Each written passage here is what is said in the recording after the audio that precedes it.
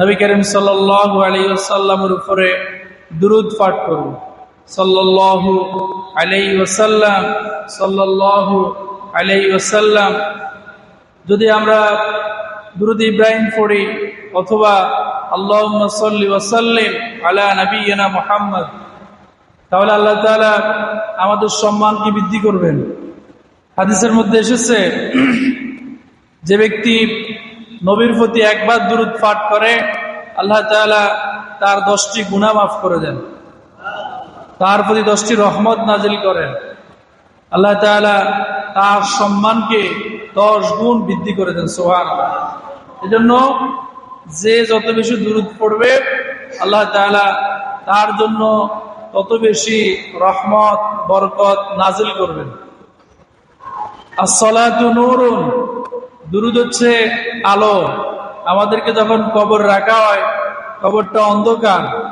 যে ব্যক্তি দুনিয়াতে বেশি বেশি করে দুরূদ পাঠ করবে আল্লাহ তাআলা তার জন্য কবরকে আলোকিত করে দেবে। শুক্রবার দিন, জুমার দিন আল্লাহ তাআলার অসংখ্য ফেরেশতা সারা পৃথিবীতে ঘুরে বেড়ায়। তাদের দায়িত্ব হলো কারা নবীজির প্রতি দুরূদ পাঠ করে সেটা তারা খুঁজে বের করে। যেই নবীজির প্রতি দুরূদ পাঠ করে ওই ব্যক্তির নাম, বাবার নাম, ঠিকানা সহ নবী করিম সাল্লাল্লাহু আলাইহি ওয়াসাল্লামের রওজা মুবারকে আল্লাহর ফেরেশতারা পৌঁছে দেন। এজন্য শুক্রবারের অনেকগুলো আমল আছে, তার মধ্যে সবচেয়ে গুরুত্বপূর্ণ একটি আমল হচ্ছে বেশি বেশি করে কি পাঠ করা? দুরূদ পাঠ করা।